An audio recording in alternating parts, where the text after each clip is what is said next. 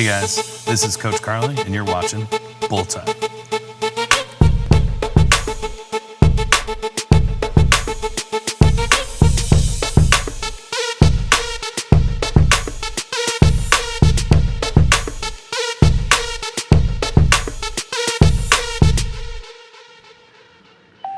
All right, so we are back at it at the December edition 2022 Bull Time, the last one of the year. So we are going to show how our eight of my clients did this month, and then we're going to talk a little bit about our overall stats of how things have kind of molded into where we are today. So. It was a really good month. We had a lot of competitions. Unfortunately, I was only able to be at 2, but we had 4 total.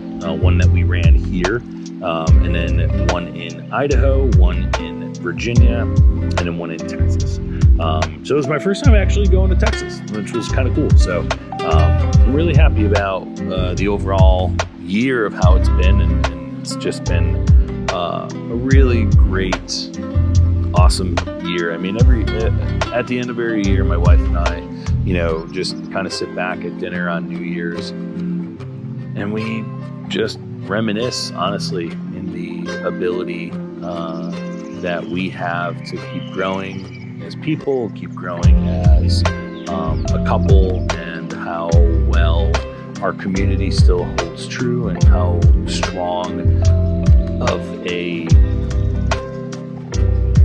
mindset that we have going into each and every year, and how much that comes to fruition, honestly.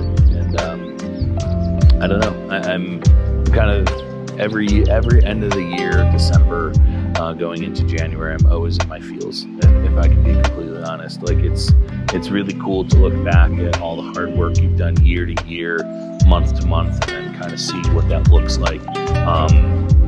Not only financially, but looking at your athletes, looking at the growth, looking at your competitions, looking at your own self, looking at your relationships, looking at everything, looking at how much everything can grow when you put time and work into everything, and things that you really enjoy. For me, that's golf, and I really look back, to even how I started a couple years ago, getting serious into it, and where I am now. You look at your relationships and how strong they can be, like with my wife and I.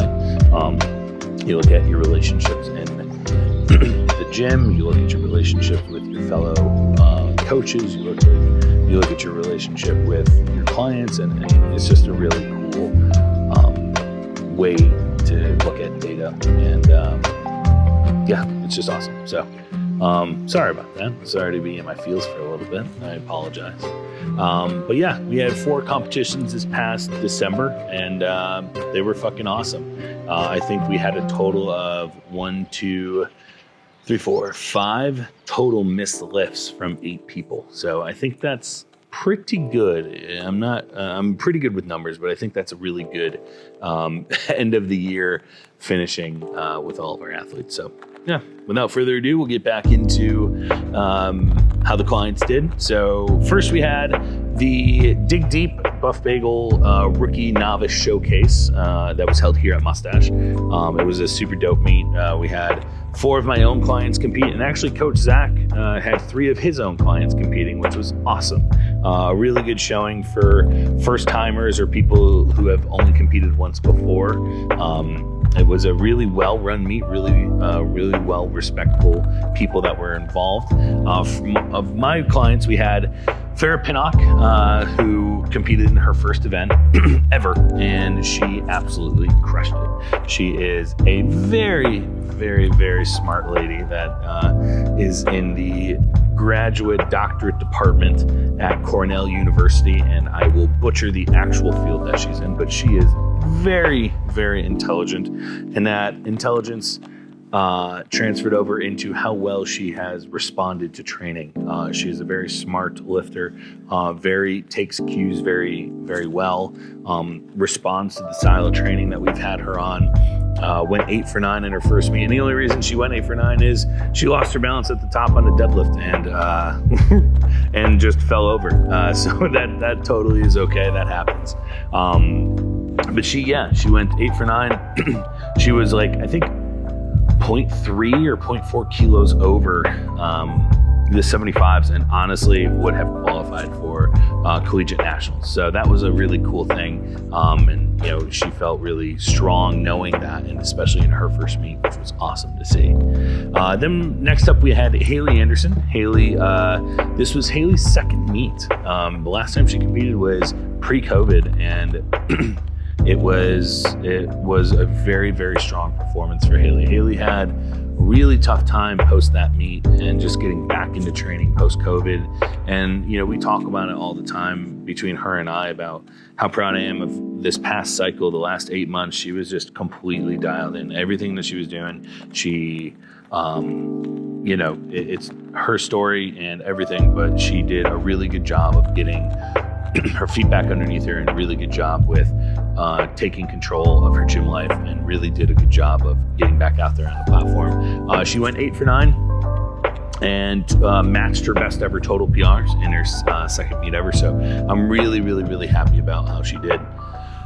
Next up, we had Coach Molly Hennessy. Coach Molly absolutely crushed it, went 9 for 9, exceeded, I think, her expectations, let alone my expectations. I mean, the training and the taper and everything, she absolutely had a great taper, great peak, and all the weights that she lifted were either matching that at easier RPEs or a little bit above it at the same RPEs. So that's the perfect way to peak. Really proud of her, and setting her feet, getting her feet wet into actual competitions in this. And next up, we had Shannon Hennessy, no relation to Molly, but Shannon just recently got married to Mike Hennessy, who you've heard me talk about before.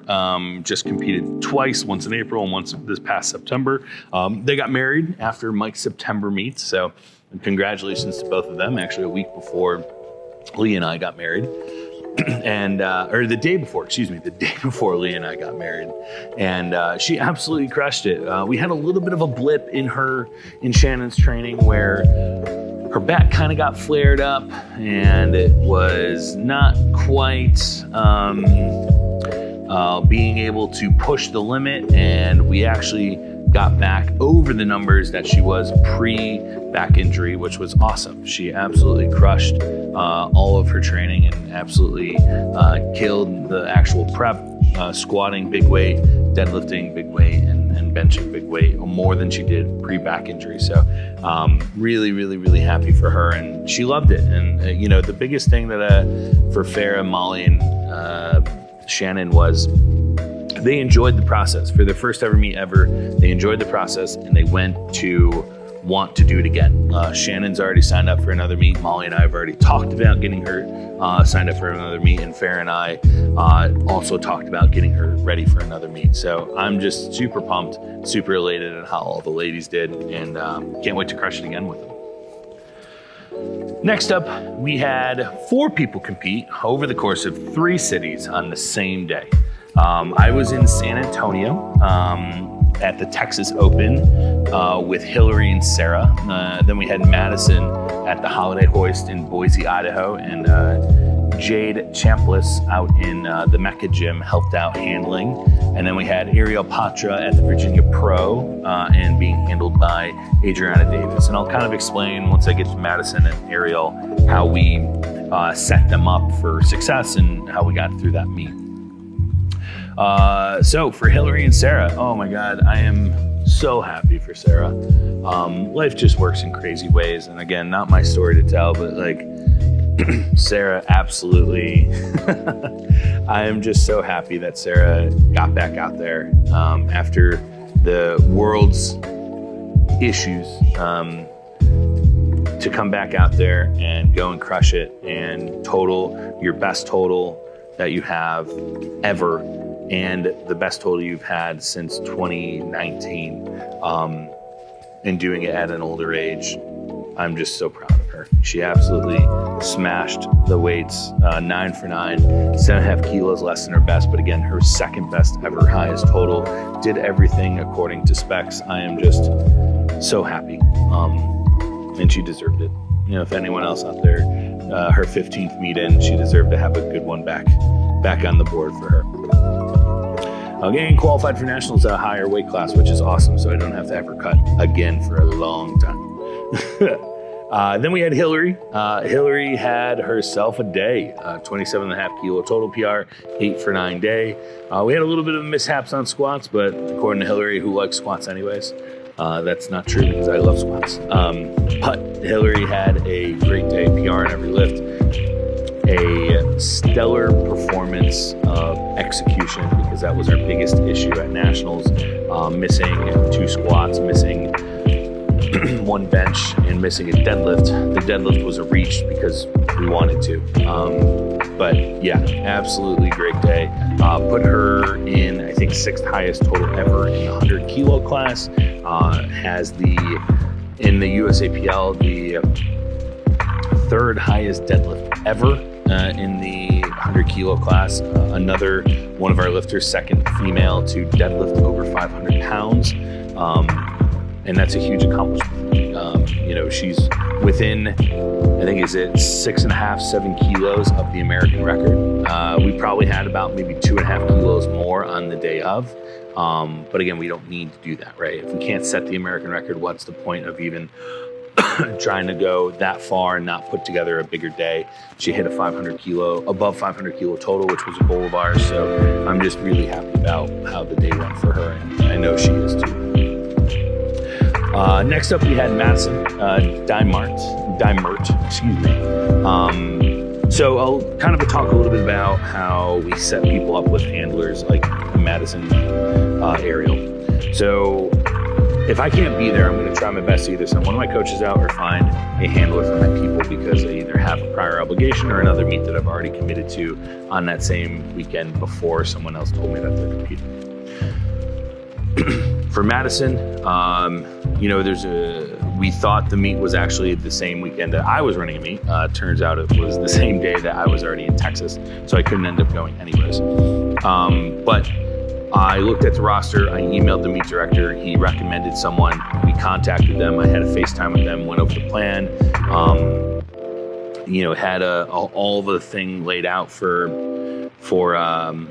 the handler Jade and Adriana for Ariel, and we just executed. I watched the live stream, I was communicating with them the entire time, and that's all we can do. And you know, we have to trust that the athletes on the day of are going to be able to do what we've been able to do. And sure enough, Madison did.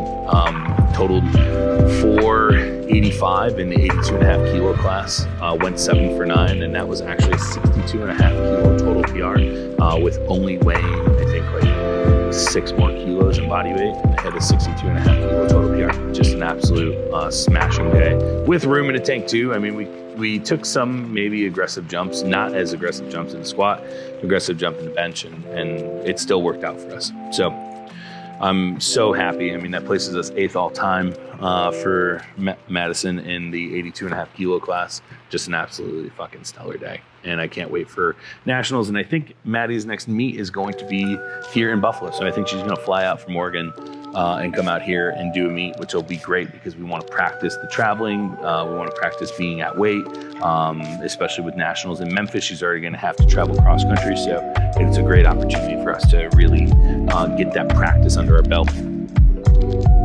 Last but not least, we had Miss Ariel Patra. Ariel went 9 for 9.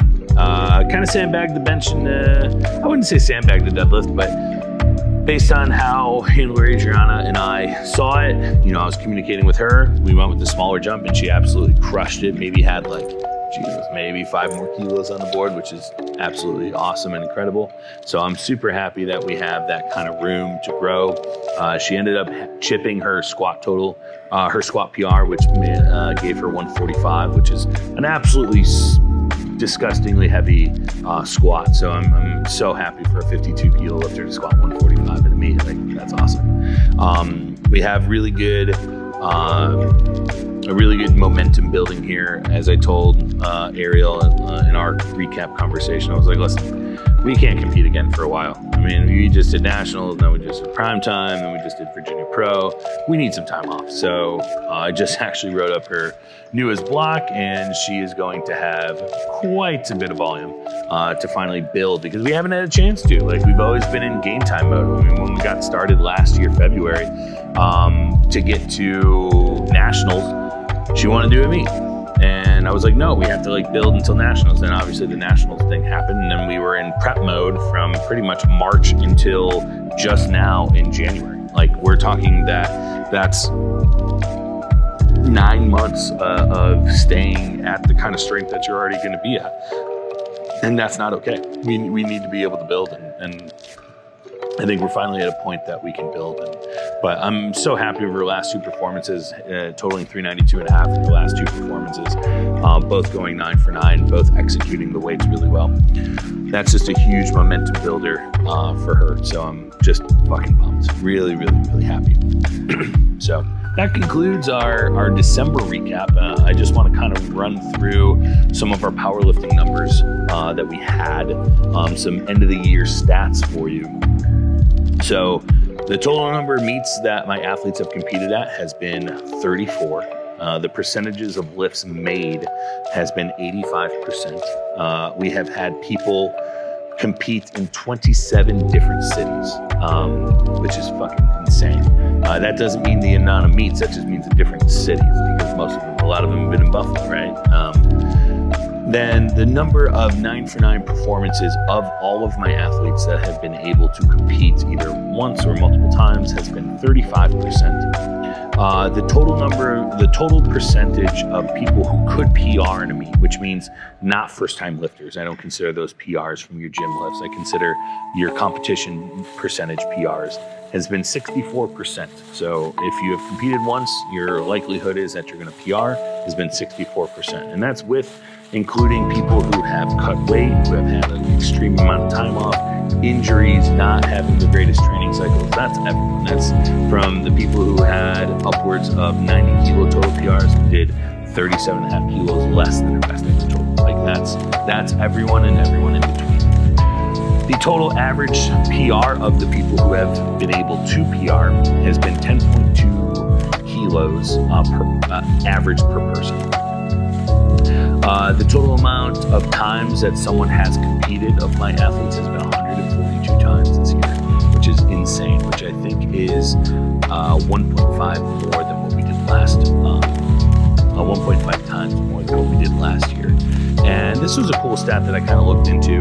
The total number of national qualifying totals reached, and that's between USA Powerlifting and Powerlifting America, and that's between collegiate, open, junior, teen, masters, or high school. And we had 42 totals, and that's 42 different individuals that qualified for national level meets.